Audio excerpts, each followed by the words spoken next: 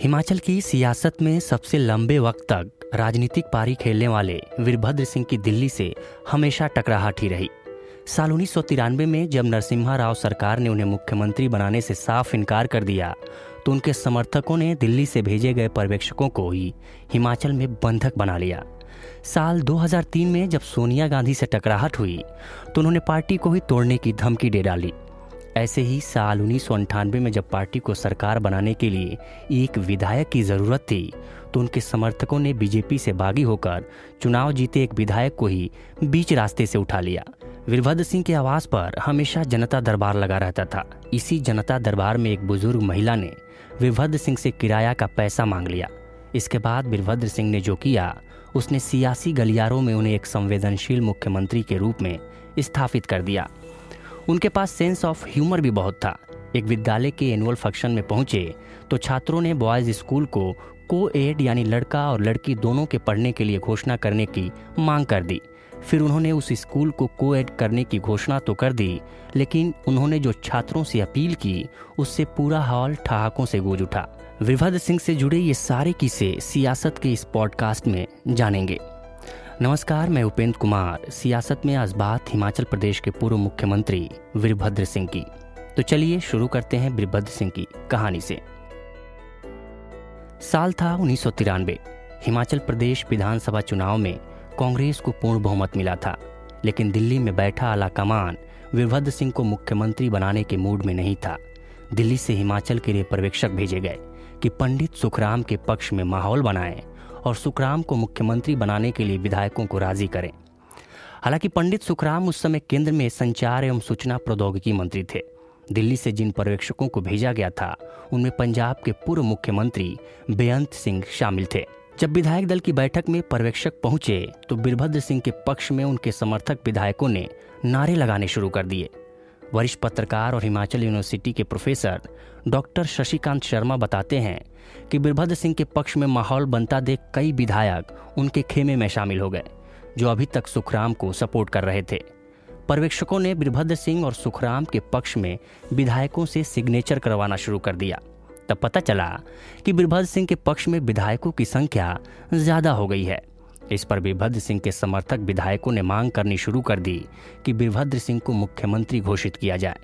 पर्यवेक्षकों ने साफ मना कर दिया कि इसकी घोषणा तो दिल्ली से ही होगी। डॉक्टर शशिकांत बताते हैं कि इसके बाद वीरभद्र सिंह के समर्थक विधायकों ने हॉल की कुंडी लगा दी और वीरभद्र सिंह के पक्ष में नारेबाजी शुरू कर दी। वो मांग करने लगे कि जब तक वीरभद्र सिंह को मुख्यमंत्री बनाने की घोषणा नहीं की जाती तब तक पर्यवेक्षक यहाँ से कहीं नहीं जाएंगे। जैसे तैसे पर्यवेक्षकों में शामिल पंजाब के मुख्यमंत्री बेअंत सिंह ने वीरभद्र सिंह की घोषणा करने की बात स्वीकारी। इसके बाद वीरभद्र सिंह के समर्थक विधायकों ने मीडिया को बुलाया और उसके बाद वीरभद्र सिंह के नाम की घोषणा कराई। साल 1995 में पूर्व केंद्रीय मंत्री सुखराम को भ्रष्टाचार के मामले में कांग्रेस से बाहर का रास्ता दिखा दिया गया। सुखराम ने हिमाचल विकास कांग्रेस का गठन किया। साल 1998 के विधानसभा चुनाव में सुखराम ने मंडी सदर से चुनाव जीता। इस चुनाव में किसी भी पार्टी को पूर्ण बहुमत हासिल नहीं हुआ था। इसके अलावा भारी बर्फबारी की वजह से 3 सीटों पर चुनाव नहीं हुए थे। कांग्रेस को 31 सीटें मिली थीं और बीजेपी को 29 सीटें हासिल हुई थीं। अब बीजेपी और कांग्रेस में सरकार बनाने की जोर आजमाइश शुरू हो गई। वरिष्ठ पत्रकार शशिकांत शर्मा बताते हैं कि इस चुनाव में रमेश धवाला बीजेपी से बागी होकर चुनाव लड़े थे। वो पूर्व मुख्यमंत्री शांता कुमार के समर्थक थे और चुनाव जीत गए थे। उस समय बीजेपी के प्रभारी थे मौजूदा प्रधानमंत्री नरेंद्र मोदी। मोदी ने जेपी नड्डा की ड्यूटी रमेश धवाला को मनाने के लिए लगाई। धवाला ने शर्त रखी कि वो बीजेपी को समर्थन तभी देंगे जब बीजेपी शांता कुमार को मुख्यमंत्री घोषित करेगी। शर्मा बताते हैं कि जब रमेश धवाला शिमला के लिए निकले तो बीच में ही उनका अपहरण कर लिया गया। फिर अचानक धवाला की प्रेस कॉन्फ्रेंस होती है जिसमें धवाला घोषणा करते हैं कि वो वीरभद्र को अपना समर्थन दे रहे हैं। उन्होंने एक और विधायक के समर्थन का दावा किया था। वीरभद्र सिंह ने तत्कालीन राज्यपाल रामा देवी के पास जाकर सरकार बनाने का दावा पेश कर दिया। रात के 2 बजे विधायकों की परेड हुई और वीरभद्र सिंह की सरकार बन गई। इस बीच बीजेपी के एक विधायक की हार्ट अटैक से मौत हो गई, लेकिन सुखराम के समर्थन से बीजेपी फिर 32 सीटों पर पहुंच गई। अब उसे सरकार बनाने के लिए सिर्फ एक सीट की ज़रूरत थी। इससे पहले कि हम आगे बढ़ें, थोड़ी बात उर्दूनामा के बारे में कर लेते हैं। अगर आपको नहीं पता तो मैं बता दूं कि उर्दूनामा हमारी एक पॉडकास्ट सीरीज़ है और उसकी होस्ट फवेहा हैं और इस हफ्ते जॉन एलिया के बारे में बात कर रही हैं। इस पॉडकास्ट को आप अपने मनपसंद प्लेटफॉर्म पर सुन सकते हैं। तो अब चलते हैं वीरभद्र सिंह की कहानी की ओर। वरिष्ठ पत्रकार शर्मा बताते हैं कि कांग्रेस को रमेश धवाला के फूटने का डर था, इसलिए उन्हें मंत्री पद देकर मुख्यमंत्री के आवास में रखा गया। वो हमेशा कड़ी सुरक्षा में मंत्री आवास में रहते थे। वो जब भी सचिवालय से आते थे तो उनके साथ पुलिस की एक बड़ी टीम होती थी। ये सब करीब एक हफ्ते तक चला। जब भी पत्रकार धवाला से सवाल करते थे तो किसी तरह के दबाव को खारिज कर देते थे, लेकिन अंततः बीजेपी ने उनसे संपर्क साध लिया और पार्टी में शामिल होने के लिए राजी कर लिया। धवाला के पास एक वेटर के जरिए नैपकिन पर मैसेज भेजा गया कि उन्हें कैसे निकलना है। शर्मा बताते हैं कि उस नैपकिन पेपर पर लिखा गया कि जब आप सचिवालय के लिए निकलेंगे तो सचिवालय गेट से थोड़ी दूर पर जो मोड़ है वहाँ एक गाड़ी खड़ी रहेगी। आप अपनी गाड़ी से उतरकर उसमें बैठ जाइएगा। अगले दिन जब धवाला सचिवालय के लिए निकले तो देखा कि गाड़ी लेकर बीजेपी के राकेश पठानिया खड़े हैं। तब धवाला गाड़ी रुकवाकर झट से उतरे और उस गाड़ी में बैठ गए। सिक्योरिटी में तैनात पुलिसकर्मी जब तक कुछ समझते वो गाड़ी आगे बढ़ गई। इसके बाद नरेंद्र मोदी ने बीजेपी के पास बहुमत होने का आंकड़ा अपने विधायकों से राज्यपाल के पास भिजवाया और फिर बीजेपी की सरकार बनी। साल 2003 में भी उन्हें मुख्यमंत्री पद के लिए नहीं चुना गया।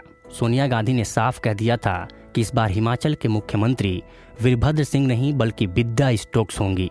इसके बाद वीरभद्र सिंह ने आला कमान के खिलाफ जाकर बगावत की बात कर दी और विद्या स्टोक्स के समर्थक विधायकों को तोड़कर अपने पाले में कर लिया।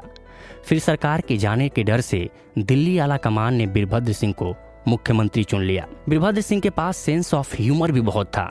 वरिष्ठ पत्रकार शशिकांत शर्मा एक किस्सा बताते हैं कि कोटेश्वरा कॉलेज के एनुअल फंक्शन में मुख्यमंत्री वीरभद्र सिंह आए हुए थे, तो छात्रों ने उनसे एक मांग रखी कि बॉयज़ कॉलेज है, इसको को-एड कॉलेज किया जाए जिससे इसमें लड़कियां भी पढ़ सकें। वो इस मांग को सुनकर मुस्कुराने लगे। फिर जब संबोधन के लिए खड़े हुए तो उन्होंने मन से घोषणा की कि लड़कों की मांग है कि इस कॉलेज को को-एड कर दिया जाए, तो मैं आज ही इस मंच से घोषणा करता हूं कि इस कॉलेज को को-एड किया जाता है। ये सुनते ही लड़के खुश हो गए और वीरभद्र सिंह के समर्थन में नारे लगाने शुरू कर दिए। तब वीरभद्र सिंह ने बीच में ही उन्हें रोककर कहा कि हमारी भी एक मांग आप लोगों से है। कॉलेज तो को-एड हो गया, लेकिन हमारी आप लोगों से अपील है कि आप सभी लोग अपनी अपनी बहनों को इस कॉलेज में एडमिशन कराएं। ये सुनते ही वहाँ सभी उपस्थित लोग ठहाके लगाने लगे। ऐसे ही एक बार उनके घर पर जनता दरबार लगा हुआ था। इस दौरान लाइन में खड़ी एक बुजुर्ग महिला पर वीरभद्र सिंह की नज़र पड़ गई। उस महिला को आगे बुलाकर पूछा कि आप इतनी बुजुर्ग हैं, आप लाइन में क्यों खड़ी हैं? तब महिला ने कहा कि मैं इलाज के लिए शिमला आई हुई थी, लेकिन अब वापस अपने घर चंबा जाने के लिए मेरे पास पैसे नहीं हैं। मुझे पैसे दे दीजिए ताकि मैं अपने घर जा सकूं। इस पर वीरभद्र सिंह ने मुस्कुराते हुए कहा कि पैसे तो मिल जाएंगे, लेकिन मैं कल ही चंबा जा रहा हूं, आप हमारे साथ चलिए। फिर वीरभद्र सिंह उस बुजुर्ग महिला को अपने साथ हेलीकॉप्टर में ले गए और घर तक छोड़कर आए। ये कहानी आपको कैसी लगी हमें क्विंट के ईमेल आईडी या इंस्टाग्राम पर लिखकर बताएं और सियासत का अगला एपिसोड किस पर होना चाहिए ये भी सुझाव दें। अगर आप इसका वीडियो देखना चाहते हैं तो आप क्विंट हिंदी के यूट्यूब चैनल पर देख सकते हैं। तब तक के लिए नमस्कार, फिर मिलते हैं एक नए एपिसोड के साथ। सियासत क्विंट हिंदी का ओरिजिनल पॉडकास्ट है। इसे एग्जीक्यूटिवली प्रोड्यूस किया है रितु कपूर और संतोष कुमार ने। इस एपिसोड को एडिट किया है अंजलि पलोड ने और बैकग्राउंड म्यूजिक BMG प्रोडक्शन से लिया गया है।